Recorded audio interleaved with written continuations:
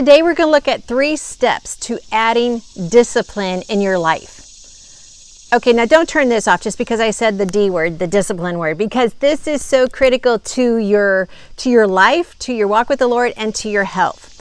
And we need to address it. So I've already done another video on discipline. You can catch that link right up there, and why we should be disciplined. But today, let's talk about how to be disciplined. How do we add in a new discipline into our life? So I've got some really interesting ideas for you, and make sure you watch this all the way through. Otherwise, you'll only get a part of the story, and you don't want just part of the story.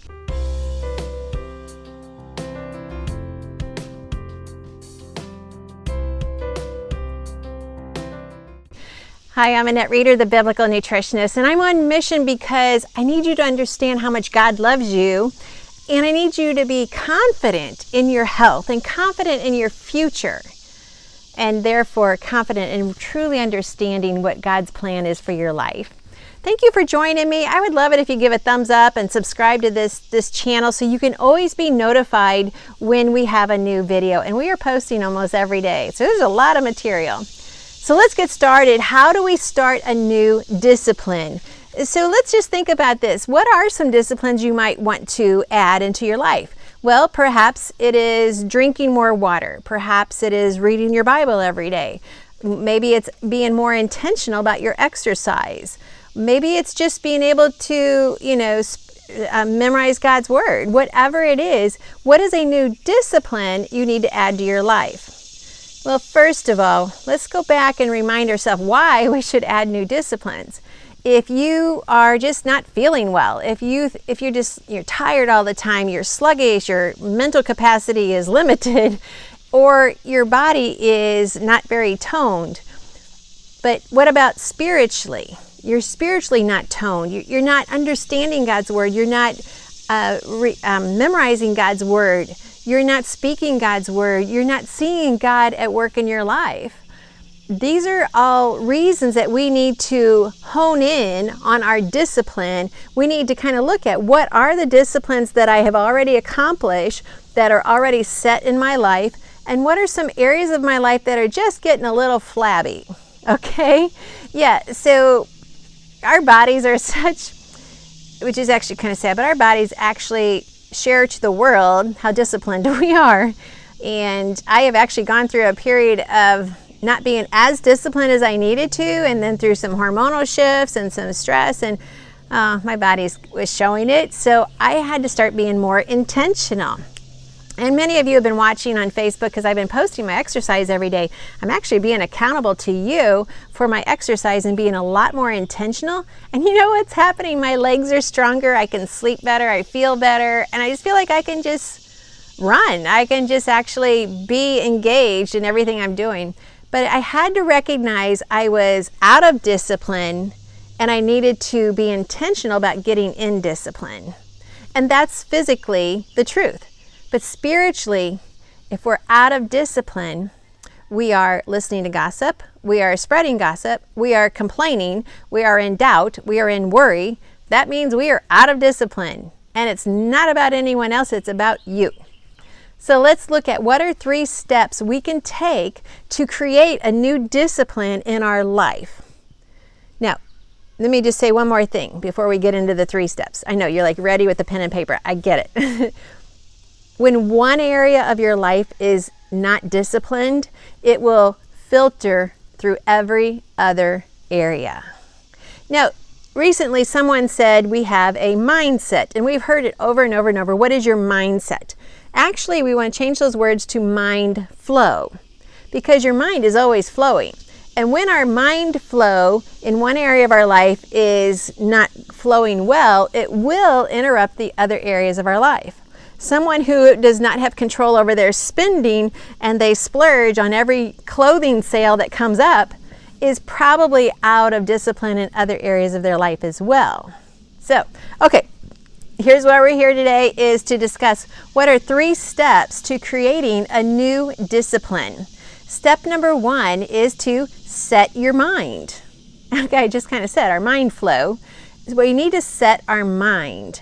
So let's look at this. In the book of Daniel, everyone's familiar with the fact that Daniel was challenged. He was taken into captivity as a youth, and his parents had instilled in him God's word. He knew God's word. He knew what was right in God's eyes. He knew how to call upon the Lord. He knew how to depend on the Lord.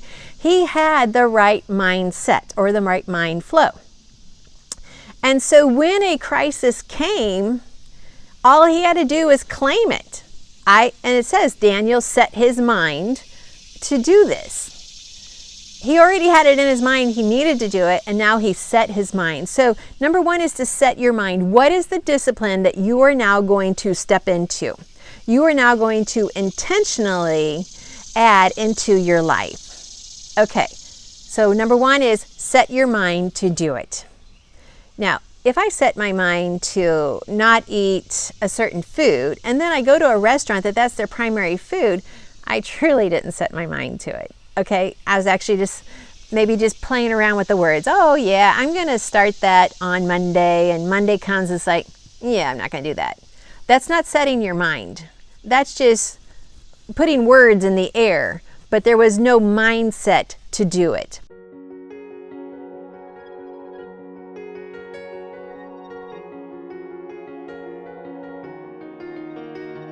Step number 2 is set your action plan. Go ahead and either write it out in your daily journal, somewhere, write it out on paper. What is your action plan?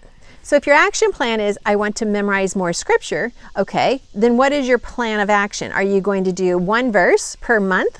That would be fantastic. That's 12 verses a year. I know some people do 1 verse every week. Well, my mind doesn't do that. So 1 verse per month, you will have it down, and it will be solidified in your mind. So that's an excellent. If you're like, Annette, I don't know if I can do that. Okay, that's fine. Maybe you're 1 verse every quarter, and that's 3 months meditating on 1 verse, learning it, and learning it well. So whatever it is, it's your action plan for success. So write it down. If it is, I'm going to start being intentional about my exercise. That's what I've recently had to rediscipline myself in. And so my action plan was, I'm going to work out more intentionally. I'm going to work out to a higher degree of intensity, and I'm going to record it. I'm going to be accountable. So I've actually been holding myself accountable to my exercise by posting it on Facebook. So believe it or not, if you follow me on Facebook on the Biblical Nutritionist, you're who I'm holding myself accountable to. And so we just need to look at that. And then step number 3 is set up for success. What I mean by this is expect success. Yeah. You were not created by evolution or any of those crazy theories that are out there. You were set up as a child of God. God has given you the mind of Christ. God has given you a body that heals. God has given you cells that respond to the words, God loves me. So all of this paints a picture that you were set up to expect God to work in your life, to work in your body, and to do well within you.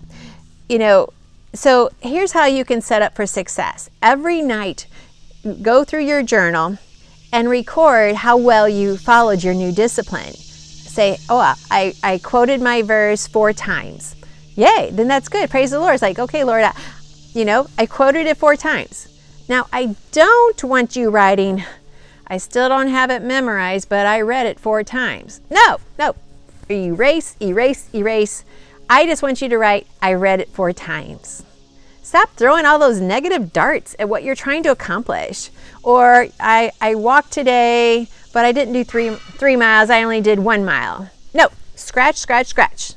Set yourself up for success, expecting great things. Stop going over and over what you didn't do. Let's start praising the Lord for what you did do. So I want you to set yourself up for success. I want you to start expecting results. I want you to start expecting the victorious life that God promises. Okay, so praise the Lord for your accomplishments. In Proverbs 30:25, it talks about the ant. And right now I'm outside, and there's actually a lot of ants around here. Actually, there's even one on the page that I'm trying to read to you, which is why God brought it to mind. And it says, the ants are not a strong folk, but they prepare their food in the summer. What this verse is talking about, when we are in season, we need to be busy. Because there's going to come a time when we may not be able to start setting up these disciplines. Right now is the season to get these disciplines set up in your life and to intentionally and expectantly follow them. So this means that when a hard time comes, Daniel was taken into captivity. Sometimes we read that story like it's just a glorious story, you know. No, he was taken into captivity. He was being forced to study new religions. They changed his name. They were trying to erase all of his heritage. That's not a good story. I mean, the good story is he excelled. He did exactly what God called him to do. I mean, that part's great. But you need to realize there was trials, there was turmoil, there was drama. This is huge drama. But he set his mind. He knew expectantly that God would deliver, and he praised the Lord for what he did. So you can create, you can start, you can intentionally change your life by being intentional and starting a new discipline.